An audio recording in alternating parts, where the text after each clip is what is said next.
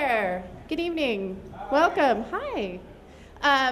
My name is Amy Lillard. I'm the Executive Director of Washington Filmworks. I am very pleased to be here tonight with my colleague James Keblas from the city.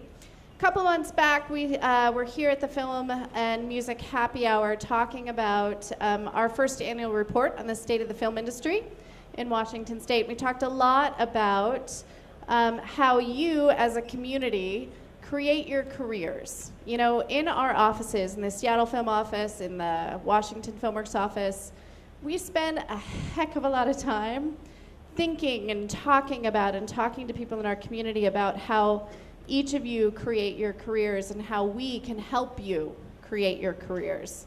Actually takes a lot of time because we're dedicated to it and we're dedicated to this community. So tonight, you know, James is going to talk about some of the creative ways that people in our industry create their careers, and how one particular example about how one person defines success as a Seattle filmmaker. So welcome James Keblas, the director of the Seattle Film Office.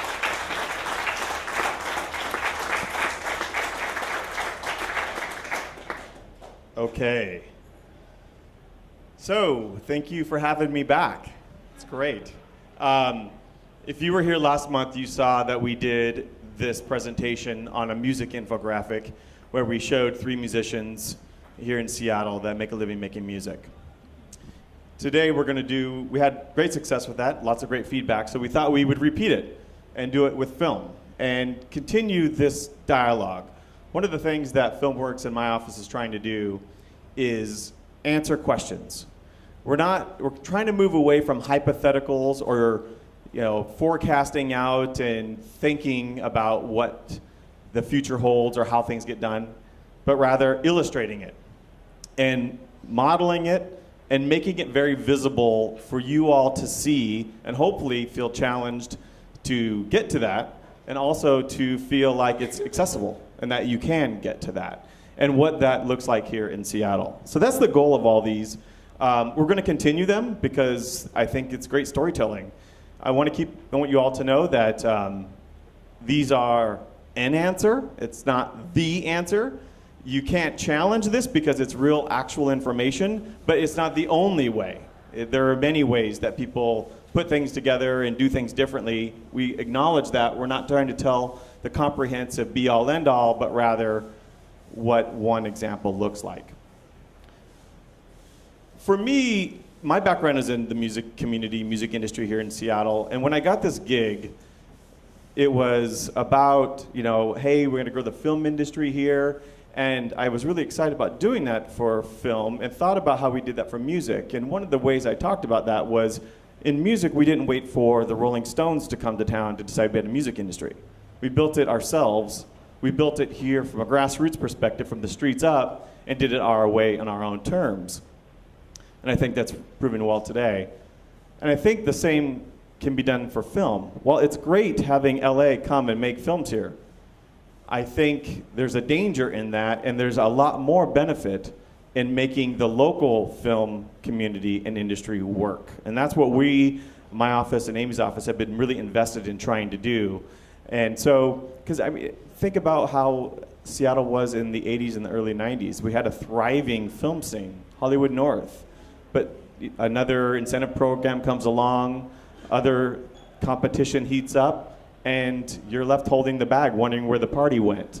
And that's what we had here in Seattle. So while I think it's a lot harder to grow a local film industry, I think it lasts a lot longer when you do it. And that's what we're trying to do. So we've been doing a variety of things in that spirit. At about a year and a half ago, Amy's shop put together a panel conversation as part of the City Arts Festival. And it was a panel where filmmakers talked about their craft and how they put jobs together and what they do, and kind of some war stories. And it was really interesting for me because the thing that I took away from it was the way these folks piecemeal work to make a living. And so when we had the opportunity to start thinking about these kind of infographics and case studies, we thought, let's do that with the director. Let's take one person, let them open up the books, let us categorize the way we see that income, and show it back to the rest of the community. So that's what we have here. I want to say thanks to that filmmaker that's letting us do that. Tremendous amount of trust in us. I will not tell you who that is, so don't ask. And also thank you to Killer Infographics for putting together the information for us in an illustrative way.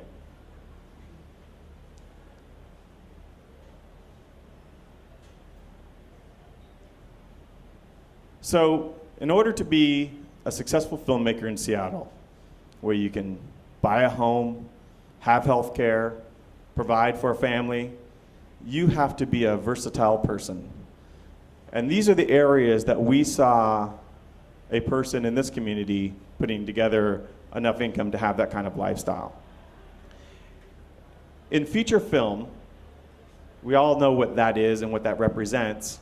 And the good thing about Seattle is since 2006, we've had a 110% increase in feature film activity according to film permits from our office. Now, the big reason for that, obviously, is the incentives came online in 2007.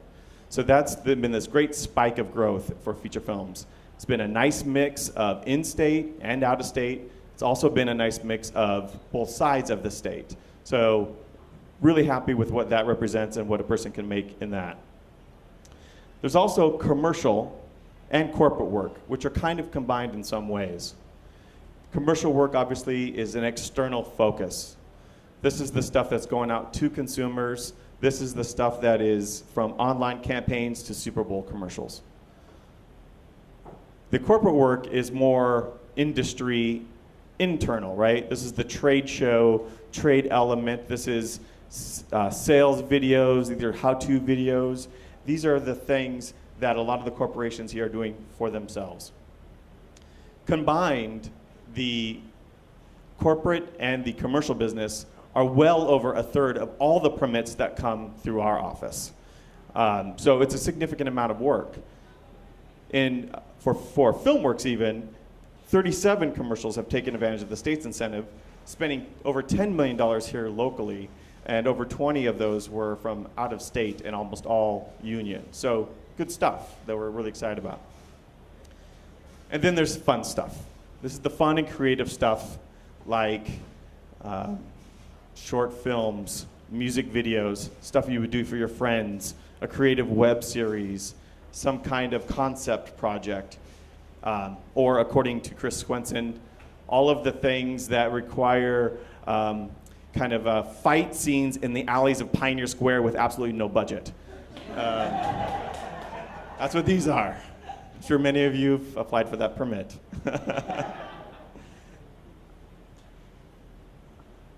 So just to give you the context of what we have decided this model filmmaker revenue comes in the categories. So this is what that looks like.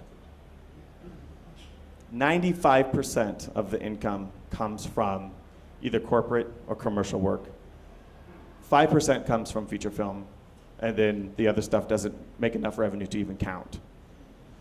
The punchline is if you want to be a full-time director in Seattle, you better be involved in the commercial and corporate work. It's really, really critical. The good news about that, this is high-pay work. These are really, really good jobs. They're also the kind of work where you can do it relatively part-time and make a full-time salary, which gives you the freedom as a person doing this kind of work to make enough money to where you can do the other fun and creative projects or your own project to expand, say, a feature film. I know we all want to be Lynn Shelton. Lynn's story is this one, where she did this kind of work to get to where she is and augment the other projects that she was doing to get to where she is now. She was able to work on these projects to develop relationships with cast and crew members. She was using the commercial and corporate budgets to get new equipment and test out new stuff, cut her teeth, get new skills. These are the reasons why I think it's really important to look at this not as a problem, but as an opportunity. We had an interesting experience with, do you guys remember the film that we had here? It was a feature film about a year and a half ago called 21 and Over. Pat Peach was a producer here, and he said to us about a third of the way into the production, he goes, James, you know, you have a crew problem here. Like, what are you talking about, Pat? We have a great crew here. He goes, no, they're good. They don't want to work for me. They just want to work on commercial work. He's like, so you're a commercial town. It's a reality. The money's better for half the time. And Seattle, to complement that story even more, is blessed with all of the corporate titans that we have here to actually supply that kind of work and those kinds of jobs.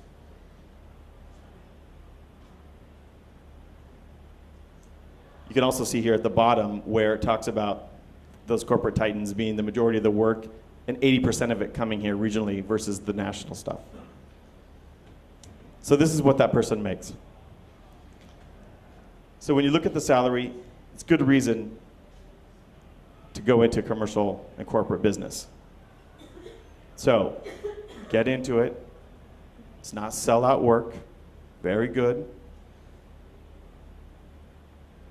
When you're doing this, the key, and when we talked to this filmmaker, was about getting in there and networking. Put yourself in Chamber of Commerce meetups. Meet with tech folks. I'm not sure if David Wentworth is here, but he moved to here in town about 1.5 years ago, 2 years ago, and he is a phenomenal networker. Look up David Wentworth, ask him how he does it, and just do what he does. The amazing amount of work that the guy has put together by becoming a joiner. But you can look at the salary, and that's not bad. A little bit of work, maybe a little bit intimidating to some, but also completely accessible. The kind of person that we are modeling here isn't someone who may have name recognition in this room, but is putting together a really good living. And like I said before, leverage the fun and creative work. If you have been following these presentations for a while, one of the very first ones we did was with Tony Fulcham from World Famous, where he talked about these things that his company, World Famous, does called assignments. These assignments are little projects that they do as a team. They're art projects, they're weird projects, they put them up on the web. They're required to do them every month. What he did in his presentation, if you haven't seen it, I invite you to go to fmihappyhour.com and check it out. But he talked about how he monetizes that. He talked about the bottom line and the value of those assignments, because it continues to keep the creative juices flowing. It requires them to think differently, and then clients have actually come to World Famous not based on the reel they were pitching, but on the assignments that they saw later, because they wanted to work with a company that was doing those kinds of things. So while the creative and fun work may not be a direct revenue source, it often serves as an indirect revenue source.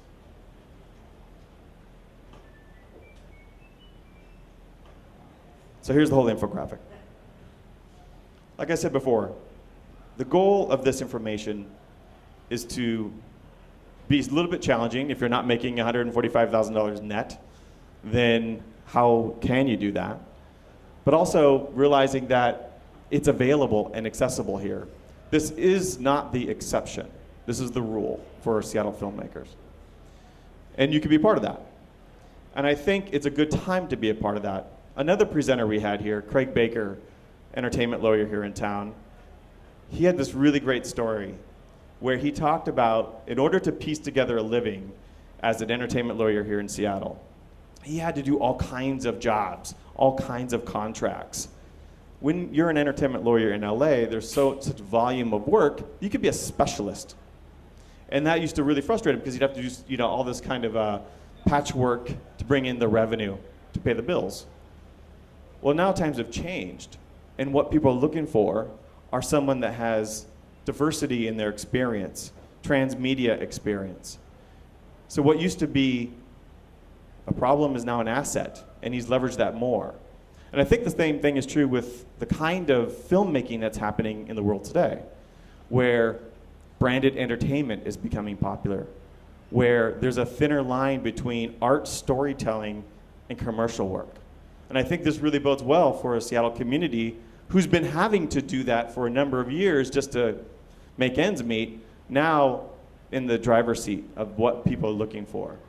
And I think as a world that is becoming more and more accessible and everything can be had, the new value is the boutique, the different, the left of center a little bit. And I think that really plays well into Seattle's voice and to how we make things. So we're also taking a little bit of experience from this infographic.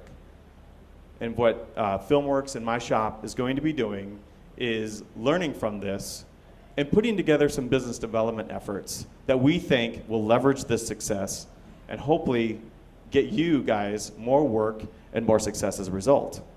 So next month, August 28th, we normally take the happy hours off for August, but we're going to be actually launching a new business development campaign that I think you are going to be really excited about, and I encourage you to be here. It's going to follow on the information that's here, but really take it much further, and I think is going to be the catalyst for what is going to be not just good for filmmakers in Seattle, but for the creative sector broadly. So stick around for that. We are going to be publishing this information tomorrow. It'll be on the website, so you can check it out. You can put it online and then debate and have your own forums there. I'm not doing a Q&A after this. But I look forward to all your comments. Thank you very much. I really appreciate it. Thank you. Hope this is useful.